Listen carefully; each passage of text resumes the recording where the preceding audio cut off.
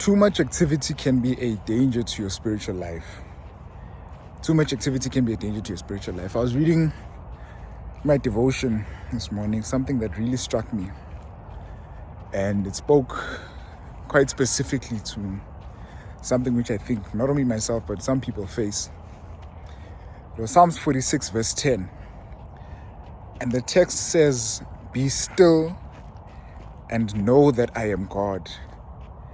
Be still and know that I am God. And the idea behind the text, or at least the way I understood it, is that in quietness and in stillness, we get to perceive something about God that gives us a deeper knowledge of Him.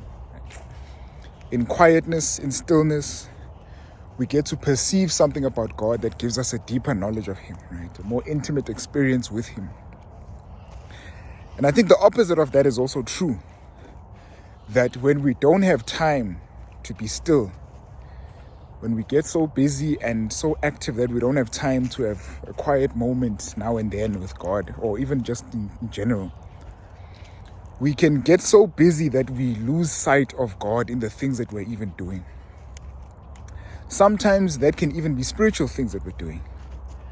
Can get so involved working for God, so involved ministry-wise, so involved in a lot of things that the activity can get so much that it distracts you from closeness to God. I've been involved in a number of things, obviously, in life. I think all of us have. And it's important, when I wrote Communion with Christ, I talk about the fact that it's important to have daily time with God. But it's possible that one can get so busy, whether it's with work, whether it's schoolwork, whether it's deadlines, even with ministry. You can get so busy with the rush of things that, you get home, you sleep late, you wake up early, you have to rush to work, or you have to rush to whatever, responsibility you have to deal with. Even at home, you can get so busy with the day-to-day activities of life, whether it's in raising children, whether it's in, handling the house and all of those things, that you can get so busy that you have no time to yourself, and even worse, have no time for God. Where you can't take a moment, whether it's to reflect, whether it's to meditate, whether it's to read, whether it's to pray. And as a result of that lack of stillness can cause a person to lose their intimacy with God, right? Not their relationship with God, but their intimacy. And hence Psalms 146 says, "Be still and know that I am God." Too much activity can be a danger to spiritual life, such that when one gets so busy that they have no time for stillness, they can get estranged from God. And there's an acronym someone once shared with me that struck me very hard. They were talking about being busy. And they were saying that BUSY, busy, can be an acronym of being under Satan's yoke. Because busyness or too much activity can be a distraction from having intimate time with God, to the point where you even lose sight of what all the activity is all about, right? That what the essence of all this activity, all this business is really for, which should be to glorify God and to serve humanity. But it can be easy to lose sight of that, right? With deadlines, with responsibilities and all of those things. But the problem is that too much activity can be a danger to spiritual life. And what the text is encouraging is to take a moment just to be still.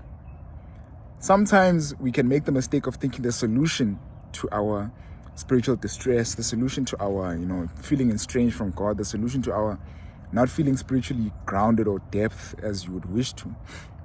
We might make the mistake of thinking that the solution to that is just more activity. Let me do more things. Let me try to get more done. Let me try to do all of these things even more. But the problem with that is that you can lose sight of what it's all about, because you can make the activity itself the end result rather than being a means to something, right, to an end.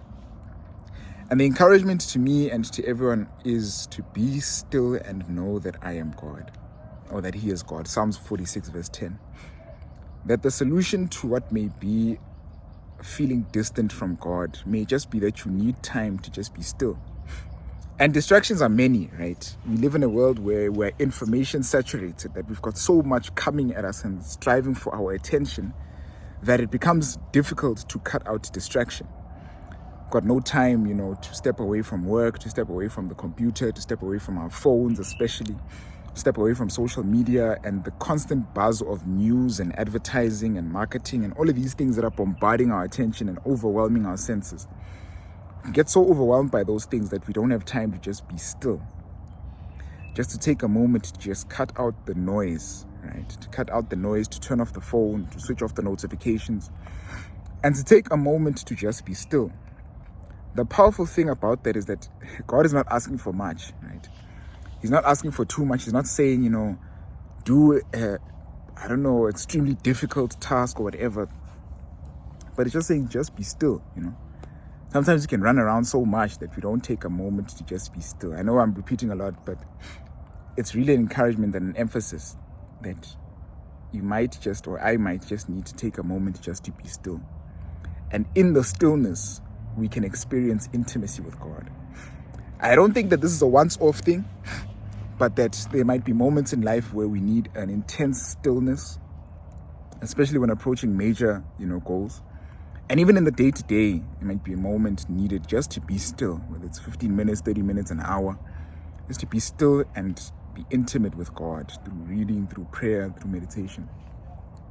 The power of this is that it's actually consequential, right? It actually results in being more effective in the various activities that we actually have to do. Sometimes one can think, I don't have time, so let me just cut out, the time to be still so that I can try to get all this stuff done, without realizing that it's actually making you less effective at those things themselves. I think of, someone making an analogy where they said that if I had 6 hours to cut down a tree, I'd spend 4 hours sharpening the axe and 2 hours cutting the tree, right? Because in the 4 hours of sharpening the axe, you're making yourself more effective in the 2 hours rather than using a blunt axe to just cut away and not being effective. That time of stillness is like sharpening the axe, right? It's time to be more effective and more efficient in the experience or in use in yourself as an instrument, to be able to be a sharper blade and cut the axe more, or cut the tree better. And when you look in the scriptures or in the Bible, you'll see that some of the men and women who accomplished some of the greatest things did so after seasons where they were intentionally still, right, or quiet. If you think about before Jesus carried out his 3-year ministry, we're told about the fact that he spent 40 days and 40 nights fasting in the wilderness. Before Moses could carry out, the Exodus mission of his, right, of leading the children of Israel from Egypt to Canaan, he had to spend 40 years in the wilderness, just in quiet solitude, right, away from the hustle and bustle, away from fame and all of those things. And various other instances, right, the prophets and so on, they had to spend time and moments where they had to retreat into quietness so that they can recharge through the intimacy with God, and in so doing be made more effective in the work that they had to do when they got back out of that moment.